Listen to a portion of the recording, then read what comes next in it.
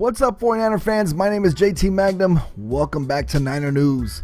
The 49ers won in a humiliating fashion yesterday, 28-0, welcoming the Rams back to LA and just annihilating the Rams, and it was just awesome to watch. I know it was boring because there was a lot of boring stretches of offense and like that, but if you're a 49er fan, it wasn't boring because you got to see the offensive line dominate that Rams vaunted defensive line with Aaron Donald, Robert Quinn, Brockers, and all the other ones who were supposed to dominate the 49ers, who are supposed to finish last in the NFC West, who are supposed to be not even in the class of the LA Rams at this point, not even the class of the NFL. Has ESPN had us ranked 32nd in the power rankings at the beginning of the year. Screw you, ESPN. And by the way, they ranked us 30th today after winning. They only moved us up 2 spots, while NFL.com actually raises up to 24th. So, you know, it is what it is. The 49ers are going to get no respect whatsoever. They're going to have to take it, and I think they made the first leap towards that, towards taking that and building that respect and seeing what we can do during the course of the year by beating up on the Rams 28-0. It was total annihilation, y'all. I mean, I got the stats right here in my face. Total yards, it was 320 to 185 for the Rams.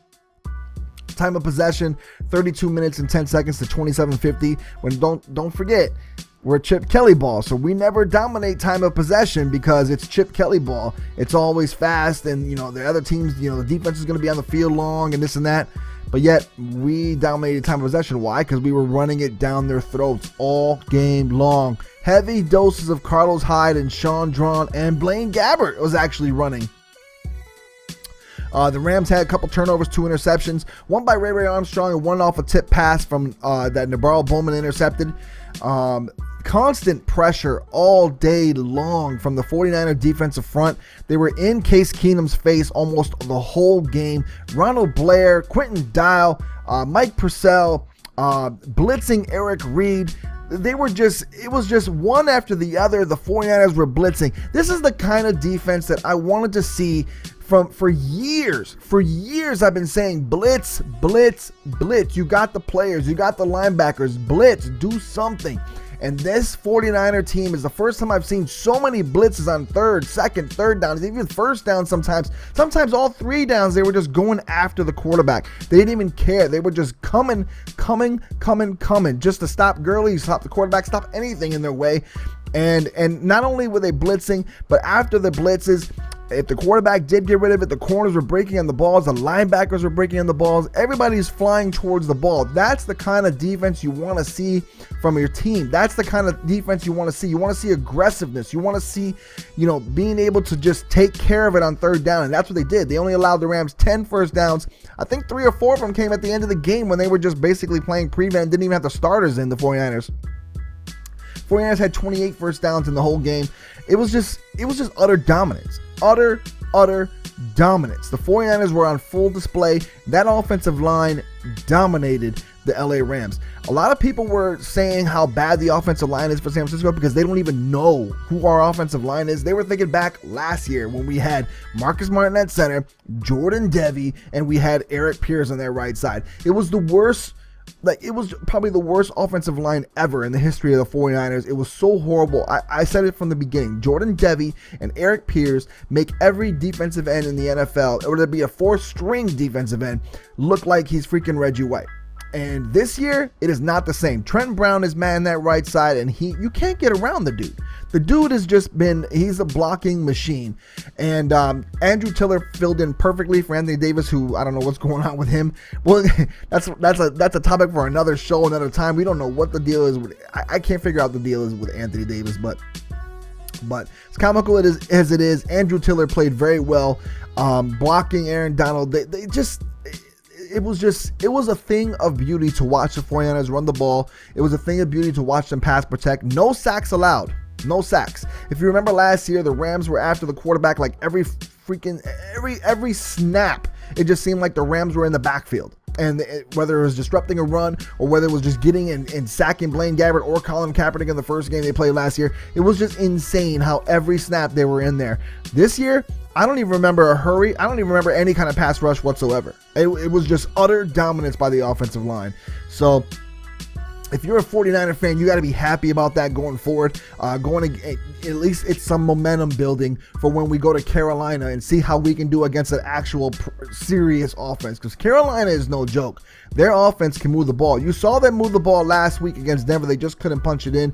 Denver stiffened up, or Denver made good plays, sacking Cam Newton, or just taking them back, or penalties or whatever. But Carolina moved that ball well. Cam Newton was having his way with that defense, being able to they were able to mix up the run and pass using that read option against Denver, and they were able to move the ball well. They just couldn't punch it in.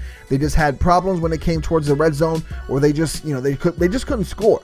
But Cam Newton, despite losing that game, which they had a chance to win, they missed the field goal at the end, but despite losing that game, they played very well against Denver. So do not think for one instant that Carolina sucks, because that team is ready to go this year. They're ready to get into their prime for another return to the NFC Championship, maybe even Super Bowl. So this is a good test for the San Francisco 49ers. This is a really good test for Chip Kelly.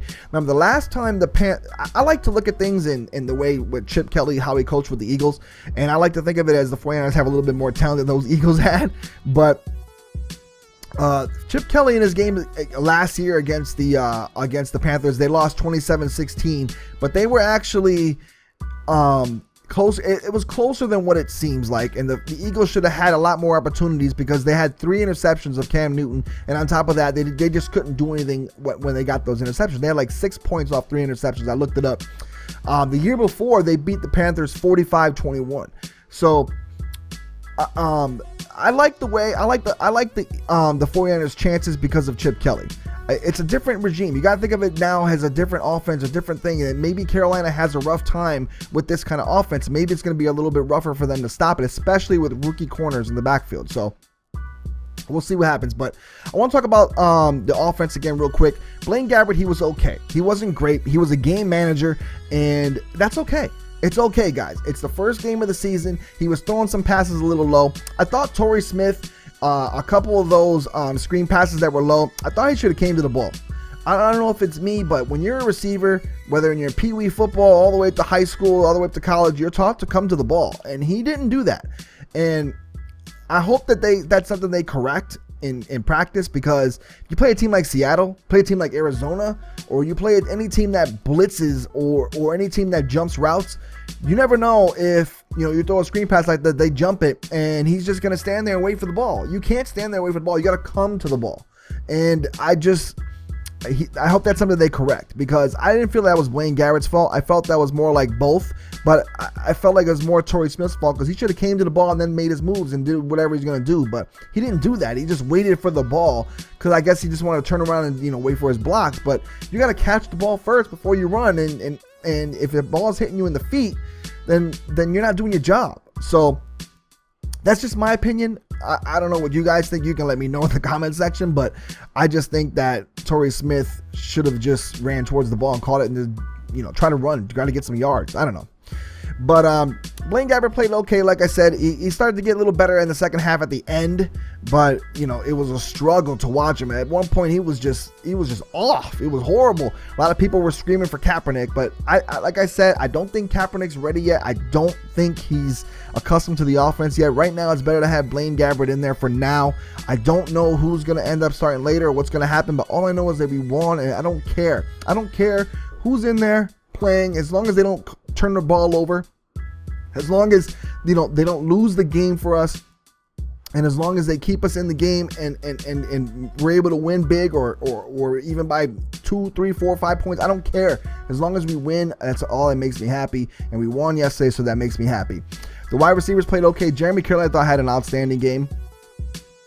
He was targeted a lot more than I thought he would be targeted, and he did well. He made a lot of big catches. Quentin Patton made a couple big catches. Quentin Patton, I think this guy is so talented. The problem with Quentin Patton is he's so loose. He's a loose head. And he almost got he's the one that kind of got Aaron Donald ejected, and that was a good thing kind of. But he almost got in trouble for doing it. Like, he's lucky he didn't get in trouble for that. And second, he fumbled the ball again. Like, lucky it went out of bounds, but still, he got to learn to hold on to the ball. If you're running towards the left sideline and you're holding the ball in your right arm, chances are they're going to pop it out of your hand, or they're going to try to pop it out of your hand. You got to move the ball over to your left hand, so that way if they do pop it out, maybe it'll go out of bounds or anything happen. But he's got to learn to hold on to that ball. He has a problem with fumbling. If you remember, he fumbled the ball away in that San Diego game that they came back and beat us when we were dominating them, and then they came back, I think it was like a couple years ago. Cap had the 90-yard run in that game. It was like 2 years ago. Quentin Patton fumbled in that game, and that's what cost us the game. It's just, I mean, that's not the whole reason we lost, but still, it was a key fumble. Anyways, he's got to learn how to hold on to the ball. He's a talented dude. I think he's got potential to be a really good wide receiver. He just has to learn to play, and when he plays, to make plays, just go down or just hold on to the ball, and he's got to learn how to do that. But all in all, I thought the wide receivers and tight ends played okay, not great. The quarterback played okay. It was the offensive line and Carlos Hyde and the running backs that I thought did well, minus the Sean Drawn fumble. But still, offensive line played just the A+ grade for me, because that defensive front from St. Louis is no joke. They're a very highly rated defense. They were a defense that's supposed to scare people, supposed to be one of the top rated defenses in the whole NFL. At least that's what everybody was saying, but we'll get into that too in a minute. But our defense, wow. Navarro Bowman, Ray Armstrong, I can't even name them all. Quentin Dial, Ron Blair, all of them. They were all playing well. Eric Reed, like I said earlier, was blitzing like crazy. It was just fun to watch. The cornerbacks were on point. They were sticking to wide receivers like glue. And they didn't even play Chris Davis, nor did they play who else was hurt? I can't think of it right off the top of my head. But Chris Davis was out. Will Redmond, of course, was out as well. And the 49ers were down. Oh, Keith Reeser. Keith Reeser was out as well. So in the nick, I saw a lot of Dante Johnson. I saw a lot of Rashad Robinson and Jimmy Ward, and obviously Tremaine Brock. All of them played well. All of them were sticking to wide receivers like glue. It was awesome to watch, and it was just wow. I like I said, I love the blitzing. It was just so good to watch and refreshing to just see that, and that just made me happy. So let's see what happens in Carolina. But real quick, I want to talk about the media for a second. I see a lot of things like when the 49ers, I get it's the first game and it's not too much to get, all hype about, but if you're a 49er fan, you should be happy that you won. If the Rams had won, then they would just say, oh, the Niners suck like we said, and the Rams were supposed to win the game and this and that. But since the 49ers won, it's a miracle, it's luck. It's the first game of the season. The Rams are going to be still better than the 49ers. They're going to finish better than the 49ers. And I hear a lot of stuff like that. I hear a lot of just negativity towards the 49ers. No, the Niners are not good anyways. Oh, they won the first game last year against Minnesota, and what happened last year? But it's not last year's team. It's not the same players. Yeah, there might be some of the same players, but it's not the same players, not the same squad, not the same coaching staff. So how can anybody just justify the Niners and just say they suck, and then try to say, oh, but the Rams offense wasn't that good to begin with? And then basically downgrading what the 49ers did defensively. Oh, the Rams defense, they weren't as good as we thought they were. No, yes they are. Maybe the 49ers offensive line just dominated them. If the Rams go to Seattle this week, or if Seattle's playing, I think in LA, if the Seattle comes to LA and the Rams dominate them defensively and Seattle doesn't do anything against them, what are they going to say? Oh, well, Seattle's offensive line sucks anyways. But the team is the best in the NFL, but their offensive line sucks anyways. It's always something with the media. They're always saying something negative about the 49ers. And when you see that stuff, tweet back at them. Say something back. Do something. It's ridiculous that they keep always just saying that the Niners just, that they just suck. And when they win, they downgrade everything that the Niners do when they win. It's stupid. But that's just my opinion. And it's the first game. I'm hyper. I'm a fan, and that's what happens when it's the first game of the season. So, Guys, let me know what you guys think of the game in the comment section. Let me know what y'all the plays. Let me know if I left anybody out. Obviously, I probably did. But let me know what you thought, who shined, who was good, who was bad, what you guys think, going forward, what the Niners should be able to do, going into Carolina, which is going to be a really tough game. And that's it, all right? So for JT Magnum and Niner News, I'm out. Peace, y'all.